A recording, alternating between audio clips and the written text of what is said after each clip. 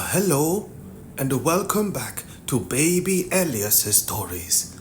We now return to The Inugami Curse by Seishi Yokomizo. The Chrysanthemum Garden. In his experience as a private investigator, Kindaichi had been involved in all sorts of cases. And more than a few times he had come face to face with ghastly corpses, the stuff that nightmares are made of. He saw a couple lying drenched in their own blood on their wedding night in the Honjin murders case, and the body of a young girl hung upside down from an old plum tree, and her dead sister stuffed inside a huge temple bell in the Gokumon Island case. In the Nightwalker case, he saw the decapitated corpses of a man and a woman, while in the Yatsuhaka village case, he witnessed many people poisoned or strangled. By now, therefore, Kindaichi should have grown insensitive to corpses, no matter how different or terrifying. But this bizarre murder in the case of the Inugami Clan still left him in shock. A car from the Inugami estate arrived not long after Furudate's phone call. So Kindaichi wolfed down his bowl of rice and hurried outside. On the way to the villa, he tried his best to pry something out of the driver. But either because of someone's gag order or true ignorance, his answers were not very informative. I really don't know much myself, sir. I did hear that someone was killed, but I have no idea who it was. Anyhow, the whole place is in an uproar. The car soon pulled up by the front gate of the estate. Apparently, the police had already arrived, for uniformed policemen and plain-clothes detectives with grim expressions on their faces were passing in and out of the gate. Furudate came running out immediately. Mr. Kindaichi, thank God you're here. It's happened! It's finally! Having grabbed Kindaichi's arm, he was so agitated he could not go on.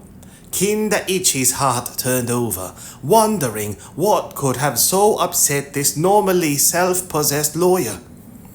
Mr. Furudate, what on earth? Come this way. Just come take a look. It's horrible. Just horrible. No sane person must be a lunatic or the devil himself. Why such a horrible prank? Furudate was incoherent. With his eyes wild and bloodshot, he seemed possessed, as if he would start foaming at the mouth at any moment. And the hand that grasped Kindaichi's wrist was burning hot. Kindaichi remained silent as he was half led, half dragged forward by Furudate. Inside the gate, a long driveway extended toward the front door. It was not in that direction that Furudate turned his steps, however, but through a side gate into a garden. The original villa, built when Sahe first felt his company was safely established, was a small structure. Later, however, as the Inugami businesses expanded and Sahe amassed a fortune, he gradually bought up the surrounding land and continued to add to the building until, in the end, it had become a complex maze with numerous annexes. It was so complex, in fact, that had Kindaichi wandered onto the estate alone, he would surely have become lost. Furudate, however, seemed thoroughly acquainted with the grounds and dragged Kindaichi deeper and deeper without any hesitation. Finally, after passing through a European-style outer garden, they entered the Japanese-style inner garden, where a crowd of policemen, soaked in the rain, milled about searching for something. Past this inner garden, and then through a stylish bamboo wicket they went, when suddenly a magnificent chrysanthemum garden appeared before Kindaichi's eyes. Although Kindaichi was not given to aesthetic appreciation, even he could not help but marvel at its splendor. On the other side of a neatly swept carpet of white sand stood a tastefully designed traditional building, probably a tea house. It was surrounded by rows of chrysanthemums covered by a latticed awning. Large blooms of various types, spherical, cascading, and single-layered, filled the melancholy, rain-drenched garden with their fragrance. "It's over there, a horrible sight," Furodate whispered in a high-pitched, nervous voice, still holding Kindaichi's arm. In front of the chrysanthemums, just facing the entrance of the tea house, stood several policemen, frozen in silence. Furodate dragged Kindaichi to the spot. "Look, Mr. Kindaichi! Look at that face!" Pushing the policeman aside, Kindaichi made his way to the front and stood in front of the chrysanthemums. He recalled what Furodate had said once before. "Monkey? He's a master chrysanthemum grower, and now he's engrossed in making chrysanthemum dolls." Yes, these were Monkey's chrysanthemum dolls, all right, and they were arranged to represent a scene from the Chrysanthemum Garden, a kabuki play about a legendary hero of medieval Japan. In the center stood the former General Kiichi, his long hair tied behind him. Next to him was his daughter, Princess Minazuru, in a flowing, long-sleeved kimono. The young servant Torazo and another servant Chinai were crouched in front of Kiichi, to the right and left, respectively, while the villain Tankai stood like an evil spirit in semi-darkness toward the back. Taking in the scene at a glance, Kindaichi quickly realized that the faces of the chrysanthemum dolls had all been made to resemble members of the Inugami household. The protagonist Kiichi was the deceased Sahe, and Princess Minazuru was Tamayo. The young servant Torazo, in the story actually the hero Lord Ushiwaka in disguise, looked just like the masked Kiyo. And the servant Chienai, in fact the young lord's retainer, was Tomo. And Tankai, the villain, looked like. As Kindaichi peered into the shadowy gloom at the back, he felt his body convulse and become numb, as if shocked by a jolt of electricity. Tankai, the villain. Of course, the features were those of the hulking Taki. But while Tankai should have long hair, this Tankai had his hair cut short and neatly parted on the left as if he belonged to the modern age. And what a realistic, pale, dark face!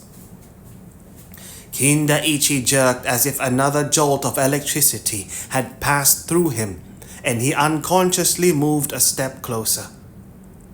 That's... He could not get the words out. His tongue seemed stuck to the roof of his mouth. Kindaichi leaned forward over the railing, squeezing its green bamboo stalks as if he would tear them asunder.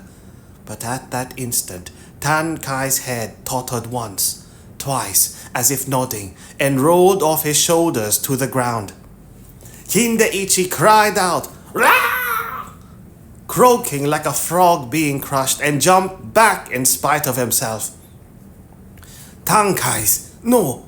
Take's severed head lay on the ground, the cut surface covered with congealed reddish-black blood and revealing a shapeless mass inside. It was a nauseating, nightmarish head straight from hell. After several seconds of frozen silence, Kindaichi gasped breathlessly. So Take has been murdered? Furudate and the policeman nodded once in silence. And the murderer cut off his head and switched it with the head of the chrysanthemum doll. The lawyer and the policeman nodded again. But why go to such trouble? No one said a word. It's not like it hasn't been done before, decapitating the victim. We find headless corpses once in a while, but in those cases, the murderer cuts off the head to conceal the identity of the corpse and invariably hides it somewhere. But why is this head displayed so conspicuously in a place like this? That's the question, Mr. Kindaichi. The murderer, whoever it is, murdered Take and for some reason decided not to leave the body untouched, but cut off the head, brought it all the way here, and exchanged it with the head of the chrysanthemum doll. But why?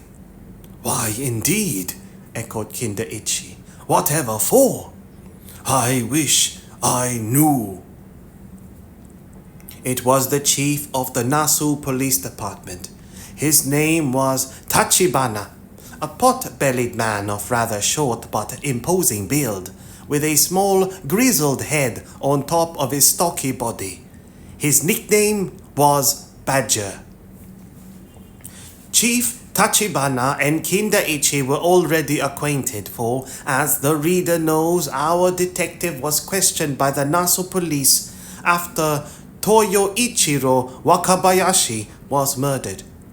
Chief Tachibana had subsequently made inquiries to the Tokyo police regarding Kindaichi's background and must have received answers exceedingly flattering to the private investigator.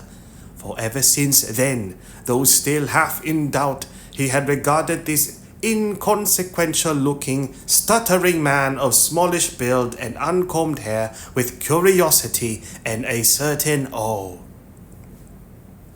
Kindaichi looked once again at the ghastly chrysanthemum dolls, the now headless Tankai, standing like an evil spirit in the shadowy depths at the back of the stage, Take's grotesque head lying by Tankai's feet, and what was more, beside them the dolls resembling Sahe and Tamayo and even Kiyo and Tomo, decked out in kimonos of colorful chrysanthemums and standing prim, proper, and aloof. The dismal sound of raindrops striking the oil paper of the latticed awning provided accompaniment to the unearthly scene. Kindaichi wiped the perspiration that had risen to his brow. So, where's the body? What's happened to the body from the neck down? We're looking for it right now. It shouldn't be far off. As you can see, this Chrysanthemum Garden set has not been disturbed much, so the crime must have been committed elsewhere. If we can find that...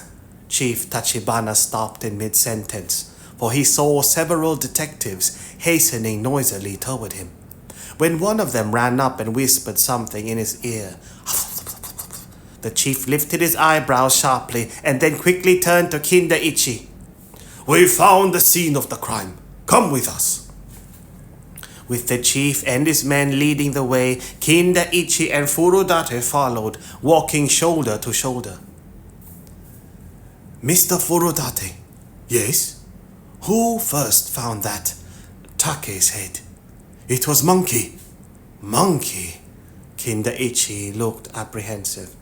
Yes, once every morning, Monkey goes around the grounds tending to the chrysanthemums. But this morning, when he came to the garden, Well, you saw what he found, so he called me immediately. It must have been a little past 9. When I heard, I rushed here at once and found an unbelievable commotion. All the members of the clan were gathered in front of the chrysanthemums, and Takeko was crying and screaming like she had gone mad. But then, of course, who could blame her? What about Matsuko and Kiyo? Oh yes, they were there too, but as soon as they saw Take's head, they went straight back to their quarters without saying a word. I tell you, I have trouble dealing with those people. Kiyo's face is always hidden behind that mask, and Matsuko, as you know, is so strong-minded she hardly ever lets her emotions show. I haven't the faintest idea what they felt when they saw Take's head. Kindaichi remained pondering the situation in silence, but soon, as if remembering something, said, "By the way, that scroll, the one with Kiyo's handprint, could it be that Take had that scroll on him last night?" "Oh no, they gave that to me for safekeeping. It's right here in my portfolio." Furudate tapped the portfolio under his arm and continued, suddenly in a raspy voice, "Mr. Kindaichi, are you thinking that Take was killed on account of that scroll?" Kindaichi did not answer but said, "Did the members of the Inugami Clan all know that you had that scroll in your possession?" "Yes, except for Matsuko and Kiyo. It was after those two had left that we had a discussion and decided that I should keep the scroll." "So, Matsuko and Kiyo did not know?" "That's right, unless someone told them." "Told them? No, I think we can put that possibility aside. After all, they had just had a very emotional confrontation with the others, hadn't they?" "Yes, that's true, but I can't believe they would." By this time, Chief Tachibana and his men had reached the boathouse by the lake. It was where Kindaichi, in the boat rowed by Monkey, had first arrived at the Inugami estate on the day Sahe's will had been read. The boathouse was a rectangular, box-like building made completely of reinforced concrete, and its roof had been converted into a covered observation deck. The chief and his troop climbed up the narrow staircase leading to the observation deck. Kindaichi and Furudate followed, but as soon as they reached the top of the stairs, Kindaichi's eyes widened at what he saw. There was a round wicker tea table surrounded by 5 or 6 matching chairs, one of which lay overturned. A huge pool of blood covered a part of the floor. There was no mistake. The murder had been committed here. The body, however, was nowhere to be found. The Chrysanthemum Brooch. "Chief, the crime was committed here. The murderer must have killed Take, cut his head off, and then thrown the body into the lake from here, see?" There was indeed a thin, red trail that led from the pool of blood to the edge of the observation deck. Following the trail and standing on the edge, one could see the waters of the lake directly below, as the rain carved dismal circles on the waves lapping against the wall of the building. "Damn!" Chief Tachibana muttered in disgust as he peered into the water. "We're going to have to drag the lake." "Is it very deep around here?" "No, it's not that deep, but look over there," said the chief, pointing to a spot on the lake about 50 meters away. "There, where you see those large wave patterns. That's called 7 cauldrons, and it's got a hot spring bubbling up from the bottom. It causes a slow but constant circular current in this part of the lake, so that if the body were thrown into the water from here, it's no doubt been carried off far away by now." Just then, one of the detectives came up to Tachibana. "Chief, we found this." It was a gold chrysanthemum-shaped brooch, about 3 centimeters in diameter, with a large ruby in the middle. We found it over there, near the overturned wicker chair. Chief Tachibana and Kindaichi heard a strange cry escape Furudate's lips. And whirling around in surprise, they found him staring intently at the brooch. Mr. Furudate, do you know anything about this brooch? Furudate took out his handkerchief and hurriedly wiped his brow. Well, yes. Whose is it? Pressed Tachibana. I think it belongs to Tamayo. Tamayo? Kindaichi took a step forward. But even if the brooch belongs to Tamayo, that doesn't necessarily mean she's connected with this murder, does it? She could have dropped it long before last night. But what? But that can't be. I clearly remembered her having this brooch on last night. Yes, clearly. Last night as I was leaving, I accidentally bumped into her and this brooch got caught on my vest. That's why I remember it so well. Furudate nervously wiped the sweat from his neck as the chief and Kindaichi exchanged meaningful glances. About what time was that? Oh, a little before 10. It was just as I was leaving. So Tamayo must have come to the observation deck after the little incident with Furudate. But what business could she have had here at such a late hour? Just then they heard footsteps from the direction of the stairs. And up popped Monkey's ugly face. Mr. Furudate? Yes, what do you want? Furudate approached Monkey and exchanged a few words with him, but returned immediately. Matsuko wants to see me, he said. I'll be right back. All right, said Chief Tachibana. Oh, and if you're going, would you mind asking Tamayo to come here? I'll do that. Furudate departed, but Monkey showed no sign of leaving. And remained standing midway up the flight of stairs, glancing nervously around the observation deck.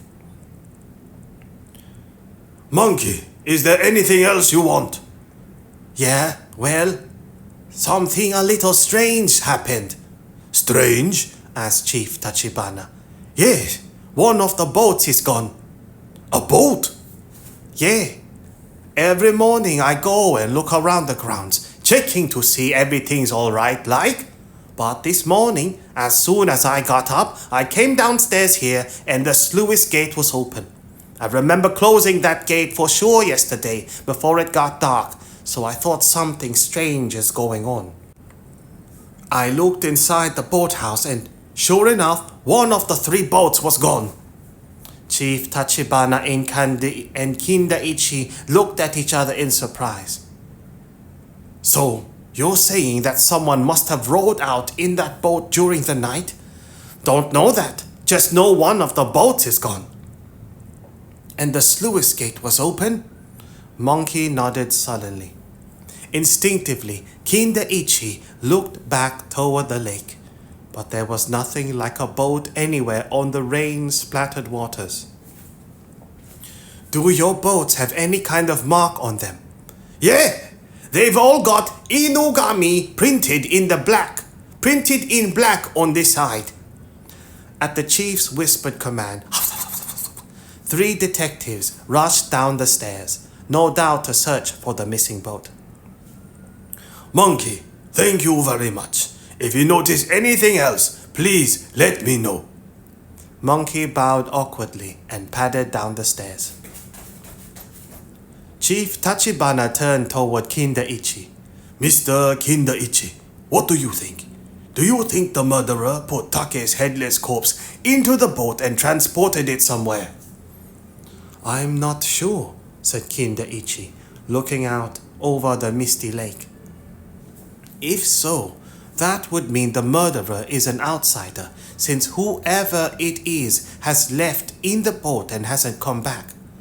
Not necessarily. The murderer could have weighted the boat and thrown it into the lake, rowed to shore somewhere, and then hiked over the hills to return here. But that would be awfully dangerous. If the killer's going to put the severed head so ostentatiously on display like that, there's no reason to take such a risk hiding the body.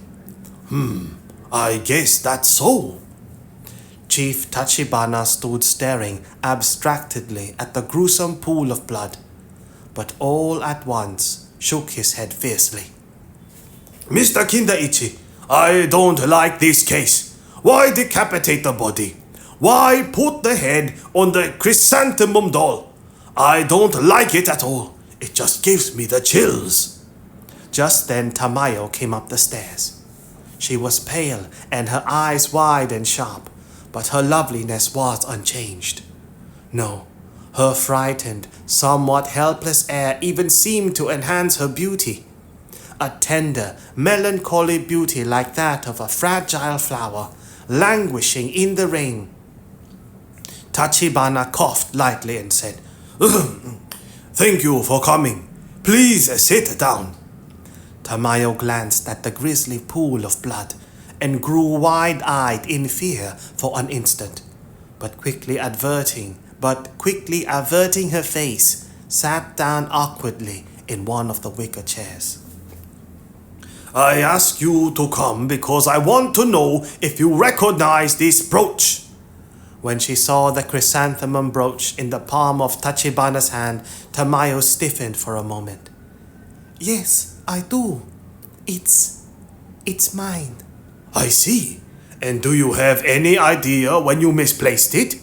Yes, probably last night. Where? I believe it must have been here. Tachibana and Kindaichi quickly exchanged glances. Then you came here last night? Yes. Around the water time? About 11, I think. What made you come to a place like this at such a late hour? Tamayo was kneading her handkerchief in her hands, kneading and kneading until it seemed she would tear the cloth in two. Listen, now that we've come this far, why don't you just let it out? Tell us everything. Exactly why did you come up here? Seeming to come to a decision, Tamayo lifted her face with determination. To tell the truth, I met with Take here last night. There was something I wanted to discuss with him in private.